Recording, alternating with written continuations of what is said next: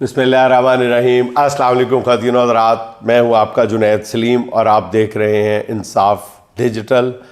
नाज़रीन, आज वीलॉग में हाज़िरी का मकसद आपको एक खुशखबरी सुनाना थी, आप लोगों की एक बदगुमानी दूर करना थी। और वो बदगुमानी ये है कि ग़ालिबन आपका ख़्याल है कि वफाकी हुकूमत और ख़ास तौर पे सूबों में पंजाब की हुकूमत जो है वो कोई काम नहीं कर रही, और पंजाब हुकूमत का जो सारा ज़ोर है वो फ़ोटो सेशंस पे है, तस्वीर और वीडियोस बनाने पे है, दिखावे पे है, नमूदो नुमाइश पे है। ऐसा नहीं है। मैं कल मेरा इत्तफ़ाक हुआ वहाँ जाने का, जाती उम्रा वाली साइड पे, तो मेरा दिल खुशी से बाग बाग हो गया कि वो जो रोड है, जो वो एक चौक से शुरू होती है और वो जाती उम्रा तक जाती है, बल्कि जाती क्या जाती से आगे भी जाती है वो, लेकिन जो रोड है जिसको आप खूबसूरत रोड कहते हैं वो सिर्फ जाती उम्रा तक ही है। और कल मेरा दिल बाग बाग हो गया जनाब। वहाँ पे इस कदर वहाँ पे किया गया, चरागां किया गया है, ग़ालिबन जश्न बहारां के लिए किया गया होगा। और इससे पहले भी मैं आपको उस रोड की मुख्तलिफ़ ख़बरें दे चुका हूँ कि किस तरह उसकी तज़य्युन और आराइश की जा रही है। अब एक तरफ तो वहाँ पे इंतहाई बेशकीमत लाइट्स लगाई गई हैं दरख्तों पे, ताकि वज़ीर आला साहिबा जैसे ही तशरीफ़ लाएँ तो उनकी दिन भर की जो थकावट है फ़ोटो सेशन काम के हवाले से जो हो जाती है उनको, वो जो सारी थकावट है वो उतर जाए उन खूबसूरत लाइट्स को ले देख कर। क्योंकि और ज़ाहिर है कि उन लाइट्स पे लाखों रुपए का ख़र्च किया गया है। और इससे पहले मैंने आज तक उस रोड पे यानी जश्न बहारां में ज़्यादा से ज़्यादा हम देखते थे कि ये जो कैंपस वाली नहर है इस पे लाइटें आवेज़ा की जाती थी, इन पे चरागां किया जाता था। लेकिन अब माशाल्लाह उस पे लाखों रुपए लगा के तो बड़े बड़े दरख्तों पे मसनूई रोशनियों से सितारे बनाए गए हैं, और एक तरफ रोड के सितारे बनाए गए हैं और फिर मैडम की वापसी के लिए बिल्कुल अभी मेरा ख्याल है कि कुछ अरसा पहले ही वो सड़क बनी होगी, उस सड़क के ऊपर पूरी दोबारा कारपेटिंग की गई है, उस सड़क को लशपश कर दिया गया। और जाहिर है कि अब आप कहेंगे कि जनाब ये फजूल खर्ची है, ये तय्युश है। बिल्कुल ऐसा नहीं है। देखें, जश्न बहारां जो है इस वक्त अगर हम नहीं मनाएंगे तो कब मनाएंगे? घर घर में जश्न मनाया जा रहा है, पूरे मुल्क में खुशी की एक कैफियत है, मतलब दौलत की रेल पेल है। रोज़गार जो है वो आपके दरवाज़े पे आके दस्तक देता है कि मुझे गले लगा लो आके। अशियाए ज़रूरत जो है वो रमज़ान मुबारक में जो है वो इतनी सस्ती हुई हैं, इतनी सस्ती हुई हैं कि 70 साल तारीख़ के रिकॉर्ड टूट गए। तो अगर अब भी आपने जश्न बहारां नहीं मनाना और जो जश्न बहारां मना रहे हैं उन पर एतराज़ करना है तो मैं क्या कह सकता हूँ, आपकी मर्ज़ी है। दूसरी एक बात ये की गई, अच्छा ये भी मैं आपको बताता चलूँ कि वो रोड खासी लंबी है, लेकिन जो ही आप उस अड्डा प्लॉट जिसको कहते हैं वो चौक से आप दाएं तरफ मुड़ते हैं तो फिर जो सब कुछ है वो एग्जैक्टली वहीं पे जाके ख़त्म हो जाता है, बिल्कुल जहाँ पे वो जाती उम्रा का जो महल है वहाँ पे ख़त्म होता है। उसके आगे शायद लोग नहीं रहते होंगे या पता नहीं क्या मसला है कि उनको गलती से भी कोई फ़ायदा ना पहुँच जाए। मैं तो मतलब हालांकि वो नून लीग का हल्का बनता है तो कम से कम उन लोगों के लिए कुछ कर दिया जाए, गलती से ही सही। वो आपने सुना ही होगा ना कि वो शौहर अपनी बीवी से कहता है कि बेगम आज जो तुमने मुझे चाय पिलाई है ना, 40 साल रफाकत में मैंने तुम्हारे हाथों इतनी मज़ेदार चाय नहीं कभी पी। तो बीवी जाके ओहो कहती है ओ मैंने अपना कप आपको दे दिया था, सॉरी वापस कर दे। तो गलती से ही सही कोई एक आध दफ़ा तो जो है वो कोई सहूलत जो है वो पब्लिक को भी दे दी जाए। उसके बाद वो तरक्की का सफ़र जो है ना वो वहीं पे कट हो जाता है, सुर्ख लाइन लग जाती है।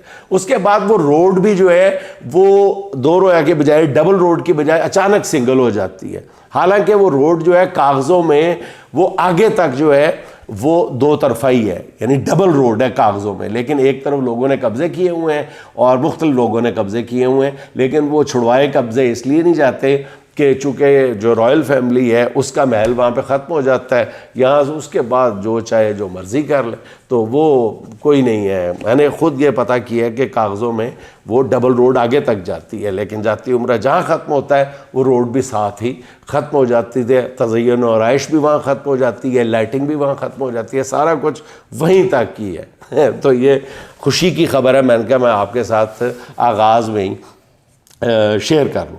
دوسرا ایک بڑا سوال جو آج کل اٹھایا جا رہا ہے، میں کہہ رہا تھا کہ میں اس پہ ضرور بات کروں، کہا جا رہا ہے کہ بلکہ پوچھا گیا ہے مجھ سے کہ یہ اسٹیبلشمنٹ اور وفاقی حکومت جو نئی لائی گئی ہے اس کے درمیان کوئی کھٹ پٹ شروع ہو گئی ہے، تو میرا خیال ہے کہ کھٹ پٹ ہونا ہی تھی، اور اب اپنے جو ہم خیال جو میڈیا کا سیکشن ہے اس کے ذریعے یہ بات باور کروائی جا رہی ہے قوم کو کہ نہیں جی نہیں بالکل ایسی کوئی بات نہیں ہے، 1 پیج ہے، سب کچھ ٹھیک جا رہا ہے ایسا۔ اور میں آپ کو اطلاع دے دوں کہ یہ آغاز میں ہی جو ہے وہ پٹڑی سے اتر گئے ہیں چند ڈبے، اب ان کو دوبارہ جو ہے وہ پٹڑی پہ لانے کی کوشش کی جا رہی ہے۔ نواز شریف صاحب کی لندن روانگی، جس کی ہم نے بہت پہلے آپ کو خبر دے دی تھی، تو نواز شریف صاحب کو جب تھوڑا سا بیچ میں رول رکھنے کی کوشش کی گئی ہے، اور اس میں شہباز شریف صاحب نے بھی صرف برسبیل تذکرہ، مطلب آپ کو بتاتا چلوں یہ برسبیل تذکرہ کہ میاں صاحب نے، چھوٹے میاں صاحب یہ چاہتے تھے کہ کم از کم ناراضگی کا جو عنصر ہے یا میسج جو ہے یہ پبلک تک نہ پہنچے، بڑے میاں صاحب کی ناراضی نہ جائے، لیکن بڑے میاں صاحب ایسا کوئی جیسچر دینے کے لیے تیار نہیں ہے جس سے کوئی خیر سگالی کا پیغام جائے نون لیگ کے حلقوں کو یا پبلک کو۔ وہ اگر ناراض ہے تو وہ اپنی ناراضی شو بھی کرنا چاہتے ہیں۔ میں ایک ویلاگ میں پہلے بھی آپ کو بتا چکا ہوں کہ وہ بہت جلد جو ہے وہ ایک چھوٹا موٹا پہلے دھماکہ کریں گے، پھر وہ دھماکہ جو ہے وہ بڑا دھماکہ بھی ہو سکتا ہے، کیونکہ نواز شریف صاحب نے اس سسٹم سے آؤٹ ہونے کو بہت زیادہ دل پہ نہ صرف لیا ہے، بلکہ جب ان کو یہ لندن واپسی کا کہا گیا ہے، اور لندن واپسی کہتے ہوئے بھی ان سے یہ کہا گیا ہے کہ آپ نے نہ تو وفاقی حکومت کے امور میں مداخلت کرنی ہے، اور نہ آپ نے اپنی صاحبزادی مریم نواز صاحبہ کو آپ نے کوئی انسٹرکشنز دینی ہے، بلکہ ان کو یہ کہا گیا ہے کہ میاں صاحب نو مور ورک فرام ہوم بس، تو اتنا ہی کہا گیا ہے۔ تو اس پہ میاں صاحب خاصے سیکھ پائے۔ اب ان کا جو دار و مدار زیادہ ہے وہ اسحاق ڈار صاحب کو طاقت دلانے پہ ہے، تاکہ بوقت ضرورت اسحاق ڈار صاحب کے ذریعے کچھ جو ہے وہ پیچ کسے جا سکے، لیکن اسحاق ڈار صاحب کے اوپر جو لانے والے لوگ ہیں وہ زیادہ مطمئن نہیں ہیں۔ وہ جو نواز شریف صاحب جتنا چاہتے ہیں کہ ان کو اندر گھسایا جائے سسٹم کے، وہ اتنا ہی ان کو باہر رکھنے کی کوشش کر رہے ہیں، ٹھیک ہے۔ مثلاً شہباز شریف صاحب نے بڑے میاں صاحب کی ہدایت پہ جو 4 بڑی کمیٹیاں ہوتی ہیں، ان میں جان بوجھ کے دانستہ طور پہ اورنگزیب صاحب جو ہمارے نئے وزیر خزانہ ہیں، جن کو کم لوگ جانتے ہیں، اور پھر اورنگزیب صاحب کے بارے میں بھی یہ کہا گیا، کہلوایا گیا اپنے ہم خیال ویلاگر سے اور میڈیا پرسن سے کہ جناب وہ بھی نون لیگ کے ہی ہیں، اور وہ نون لیگ کے آشیرواد سے ہی وہ اس عہدے پر متمکن ہوئے ہیں۔ ایسا بالکل نہیں ہے، نہ بڑے میاں صاحب ان سے خوش ہیں، نہ چھوٹے میاں صاحب ان سے خوش ہیں، نہ اسحاق ڈار صاحب ان سے خوش ہیں، بلکہ اسحاق ڈار صاحب نے اپنے پتے ترتیب دے لیے ہیں ان کو ناکام بنانے کے لیے، اس بات سے بے خبر ہو کے کہ ان کی ناکامی جو ہے وہ کس بات پہ منتج ہوگی۔ تو مطلب یہ دیکھیں نا کہ جو اقتصادی رابطہ کمیٹی بنائی گئی ہے اس کی صدارت ظاہر ہے وزیر اعظم صاحب نے اپنے پاس رکھی ہے، اور اس اہم ترین جو کمیٹی ہے اس میں انہوں نے اس کی صدارت سے وزیر خزانہ کو اورنگزیب صاحب کو محروم رکھا ہے۔ پھر حیران کن طور پہ جو سب سے بڑی مجھے حیرت ہوئی ہے وہ یہ ہے کہ جو کابینہ کی نجکاری کمیٹی ہے اس میں بھی وزیر خزانہ نہیں ہے۔ اور اس کی صدارت جو ہے وہ اسحاق ڈار صاحب کی کو سونپ دی گئی ہے. اس کا جو پہلا اجلاس ہوا ہے وہ وزارت خارجہ میں ہوا ہے. نجکاری کمیٹی کا اجلاس وزارت خارجہ میں ہوا ہے. اب کہہ کر یہ کور اپ کرنے کی کوشش کی جائے گی کہ جی نجکاری جو ہے وہ بیرون ملک سے تعلق رکھتی ہے. اب کیا وہ کون سا مطلب کون سی گیدڑ سنگھی ہے جو صرف ڈار صاحب کے پاس ہے نجکاری کے حوالے سے؟ تو بڑی حیرت انگیز بات ہے. پھر جناب علی یہ جو ہے سی پیک کی کمیٹی جو ہے اس میں بھی نو لفٹ فار اورنگزیب صاحب، اس کی جو سربراہی ہے وہ احسن اقبال صاحب کو سونپ دی گئی ہے. تو ہر جگہ سے وہ انہوں نے وزیر خزانہ کو پیچھے کرنے کی کوشش کی گئی ہے، لیکن وزیر خزانہ اورنگزیب صاحب کو لانے والے جو ہیں یہ بات ٹھنڈے پیٹوں برداشت نہیں کریں گے. دوسرا ایک محاذ جو گرم ہوا، بالکل وہ درست خبریں، ساری خبریں درست ہیں کہ وہ جو نقوی صاحب اور شہباز شریف صاحب کے درمیان چل رہا ہے. نقوی صاحب ہر قیمت پہ ابھی سی ڈی اے پہ سٹینڈ لے کے بیٹھ گئے ہیں کہ انہوں نے اپنے دستے راست سہیل اشرف صاحب کو لے کے آنا. سہیل اشرف صاحب کون ہے؟ سہیل اشرف صاحب وہ ہیں جو یہاں پہ سی این ڈبلیو کے سیکٹری تھے اور infrastructure development authority of Punjab کے وہ سی ای او بھی تھے. یہ جتنے آپ نے لاہور میں اکاڑ پچھاڑ دیکھی تھی نا، یہ ایک ایک جو یو ٹرن تھا اس کو دو دو تین تین دفعہ بنایا گیا تھا، تو اس کا سارا جو سہرا ہے وہ انہی کو جاتا ہے، سہیل اشرف صاحب کو. سہیل اشرف صاحب کو بلکہ نقوی صاحب جب بورڈ کے سربراہ بنے ہیں تو بورڈ میں بھی لے جانا چاہ رہے تھے. وہ تو سہیل اشرف صاحب نے انکار کر دیا کہ مینو کتوں لے آئے ہو تو کتے لے آگے سٹ رہے ہو.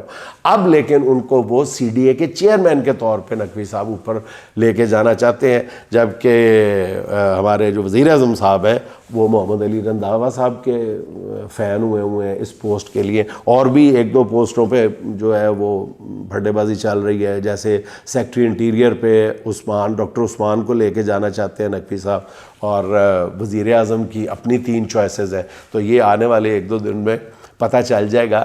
لیکن یہ اٹ از مور دین کھٹ پٹ، یہ فرکشن نہیں ہے چھوٹی چھوٹی، یہ بڑے معاملات ہیں جو آغاز میں ہی اس جو بھانمتی کا کنبہ جوڑا گیا تھا اس کو درپیش آ رہے ہیں. تیسری بڑی امپورٹنٹ بات ہے جی، ایک پلاننگ کے تحت، اور تو اب کہیں سے ہاتھ آ نہیں رہی بات، ایک پلاننگ کی گئی ہے کہ عمران خان صاحب کے کھانے کو ہوا بنا دیا جائے. بتایا جائے پوری قوم کو کہ جناب علی عمران خان تو جیل کے اندر عیاشی کر رہا ہے، دیسی ککڑ پاڑ رہا ہے اور جناب علی تندور کی گرما گرم روٹیاں کھاتا ہے. میں آپ کو بتا چکا ہوں کہ عمران خان صاحب، دوبارہ بتا دیتا ہوں کہ 10 بائی 10 فٹ کی کھولی میں بند ہے. اس کے 10 بائی 10 فٹ کے اندر سے بھی 4 بائی 4 فٹ کا واش روم شامل ہے، باقی جگہ آپ نکال دیں. 4 بائی 4 فٹ کا جو واش روم ہے اس کی دیوار بھی صرف 4 فٹ اونچی ہے، اور بقول شخص سے میرا سورس یہ کہتا ہے کہ اس کے اوپر بھی کیمرہ لگا ہوا ہے. یہ کیا کہا جاتا تھا نا، کیمرے ہٹا دیے گئے ہیں، واش روم کے اوپر بھی کیمرہ لگا ہوا ہے. ٹھیک ہے، اس سے زیادہ بے شرمی کی بات کیا ہوگی کہ جن حالات میں عمران خان صاحب کو رکھا گیا ہے. اور خان صاحب کی میں روٹین بھی بتا چکا ہوں، دوبارہ بتا دیتا ہوں کہ خان صاحب کی جو خوراک کا 60% حصہ ہے وہ دہی پہ مشتمل ہے.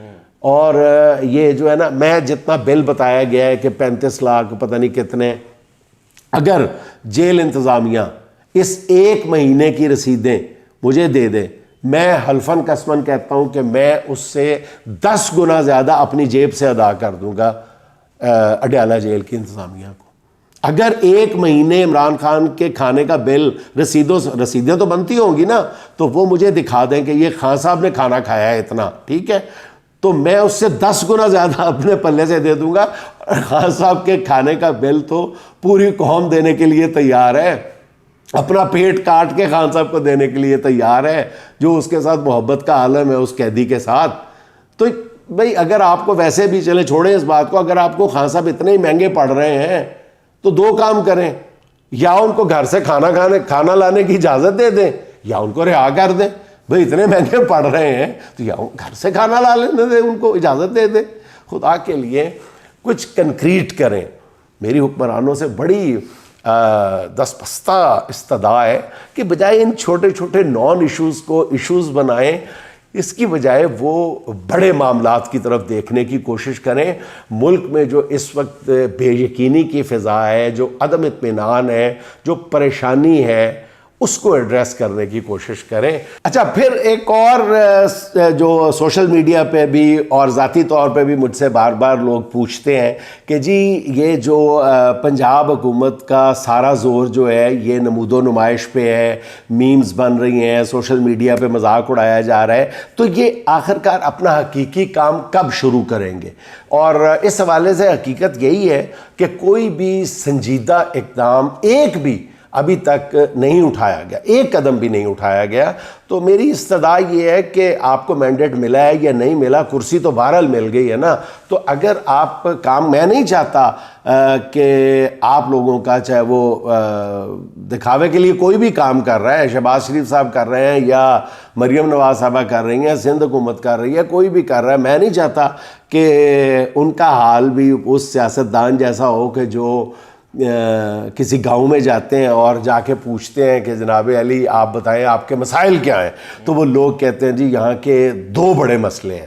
ایک تو سب سے بڑا مسئلہ ہے کہ یہاں پہ ہاسپٹل جو ڈسپینسری ہے اس میں ڈاکٹر نہیں ہے, تو وہ فوراً ہی جو نکال لیتا ہے موبائل, کہتا ہے ٹک ٹک ٹک ٹک ٹک, ہلو یہ وہ انسٹرکشن دیتا ہے, کہتا ہے لو جی ڈاکٹر تو ہو گیا مسئلہ آپ کا, میں نے موبائل پہ ابھی انسٹرکشنز دے دی ہیں, ڈاکٹر تو آ گیا. دوسرا مسئلہ کیا ہے؟ لوگ کہتے ہیں سر دوسرا مسئلہ یہ ہے کہ یہاں پہ موبائل سگنل نہیں آتے.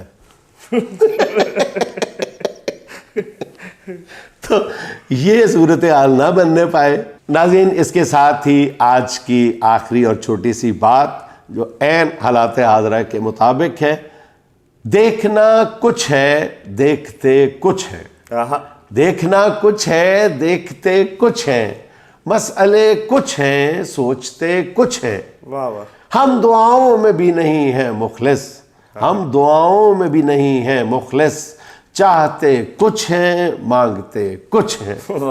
ناظرین خوش رہیں, خوش رکھیں. آپ سے ملاقات ہوگی انشاءاللہ اگلے ولاگ میں. اللہ حافظ.